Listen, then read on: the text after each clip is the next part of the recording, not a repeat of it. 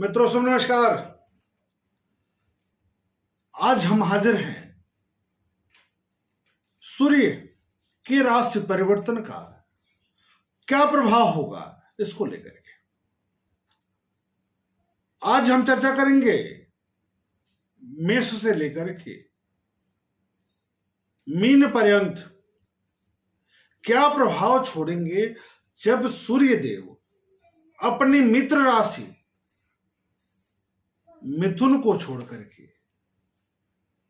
जल तत्व की राशि चंद्रमा की राशि कर्क में प्रवेश करेंगे। सूर्य तेज ग्रह है, सूर्य अग्नि तत्व कारक ग्रह है और इनका गोचरी संचरण कहां होगा? जल तत्व की राशि में, जलीय राशि में। तो उनके स्वभाव में एक बड़ा परिवर्तन देखने को मिलेगा। तो आषाढ़ शुक्ल पक्ष सप्तमी तिथि को 16 जुलाई 2021 दिन शुक्रवार की रात में 3:24 के बाद सूर्य का गोचरी संचरण हो जाएगा कर्क राशि में, जहां पर पहले से मंगल गोचरी संचरण करते आ रहे हैं। तो 21 तारीख के बाद मंगल का परिवर्तन हो जाएगा, तब तक मंगल के साथ गोचर करेंगे, उसके बाद अकेले गोचर करेंगे 16 अगस्त तक। इस तरह की स्थितियां बनेंगी सूर्य महाराज के साथ। तो भारतीय दृष्टिकोण से क्या प्रभाव स्थापित करेंगे? क्योंकि देखिए, जब जिस समाज में हम रहते हैं उस समाज की चर्चा बिना हम नहीं रह सकते। तो क्या असर पड़ेगा इसको समझ लिया जाए। तो सरकारी कर्मचारियों और शासन तंत्र में विरोध की स्थिति उत्पन्न हो सकती है, किसी बड़े सरकारी व्यक्तित्व की क्षति की संभावना बनती है, उनके सामाजिक प्रतिष्ठा में कमी हो सकती है, घोटालेबाज हैं, भ्रष्टाचारी हैं, तो पक्का इस अवधि में उनका भ्रष्टाचार उजागर होने वाला है, इसमें दो राय नहीं। भारत के पराक्रम में अतिवृद्धि होगी। भारत विश्व स्तर पर कुछ ऐसे समझौते कर सकता है, कुछ ऐसे कार्य कर सकता है जिसके विश्व स्तरीय वर्चस्व में तीव्रता के साथ वृद्धि होगी।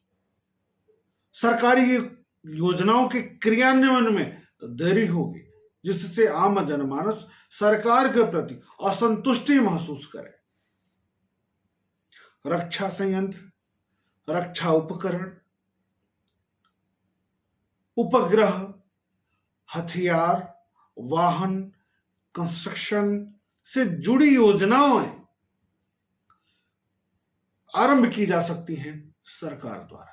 खर्च की स्थिति बनती है इन क्षेत्रों में सरकार द्वारा। आग से, बिजली से विशेषकर 21 जुलाई तक तनाव दिख रहा है, अवरोध दिख रहा है, नुकसान दिख रहा है, विशेष करके उत्तर पश्चिमी क्षेत्र में, उत्तर क्षेत्र में। क्या हो सकता है? ग्लेशियर तेजी से पिघल सकते हैं। क्या हो सकता है? बाढ़ आ सकती है, भूस्खलन हो सकता है। समुद्र में, सब चूंकि यह जल तत्व की राशि में जा रहे हैं, इसलिए समुद्र में एक तनाव बढ़ेगा, हलचल की स्थिति उत्पन्न हो सकती है।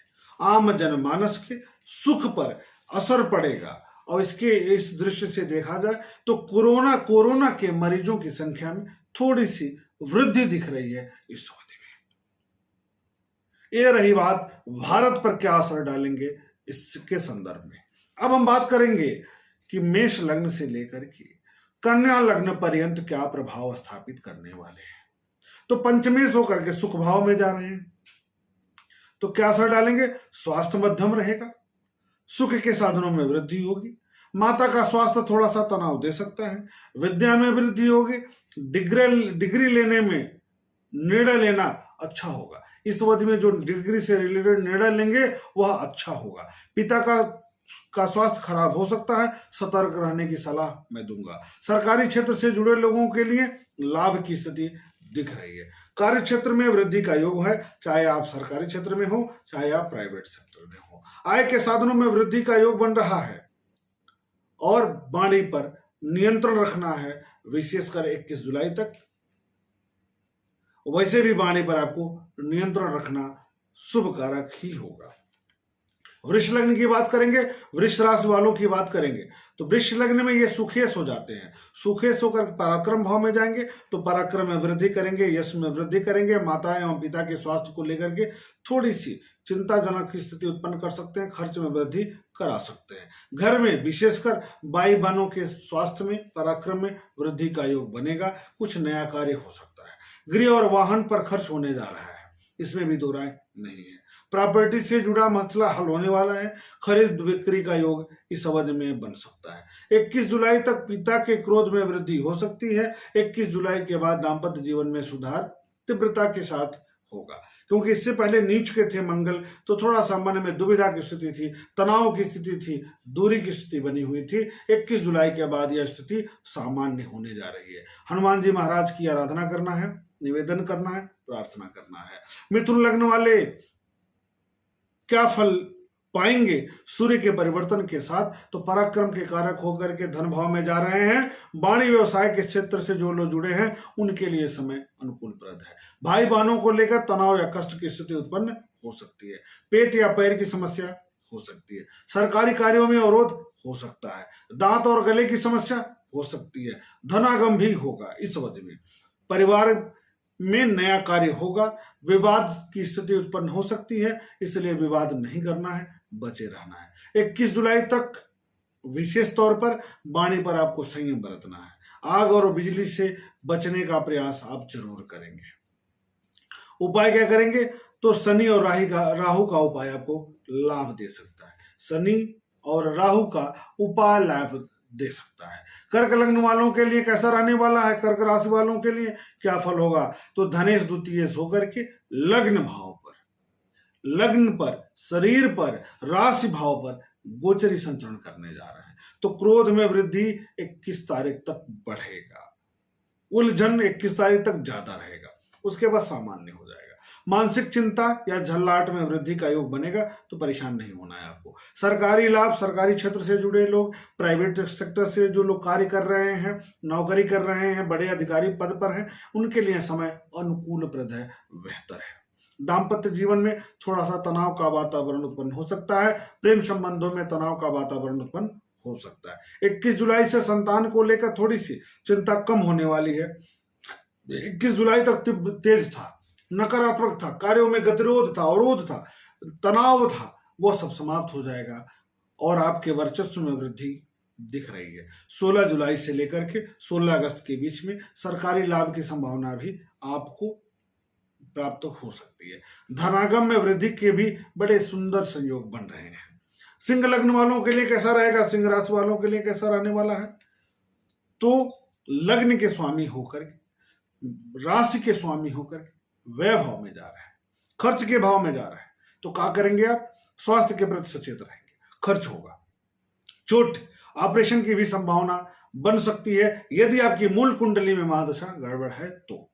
यात्रा के भी योग बनने वाले हैं। धार्मिक यात्रा की भी संभावना बन रही है। आंखों की समस्या परेशान कर सकती है। मन अशांत रह सकता है। अकारण तनाव रहेगा, बिना किसी कारण के तनाव महसूस करेंगे आप। दाम्पत्य जीवन, प्रेम संबंधों में उलझन की स्थिति उत्पन्न हो सकती है। प्रतियोगिता में विजय की संभावना बन रही है। 21 जुलाई के बाद क्रोध में तीव्रता के साथ वृद्धि दिख रही है, इसलिए नियंत्रण में रखना है। कन्या लग्न की बात करेंगे तो व्ययस होकर के लाभ भाव में जा रहे हैं। व्यापारिक विस्तार में खर्च की स्थिति बनने जा रही है। संतान एवं परिवार में विशेषकर भाई को कष्ट हो सकता है।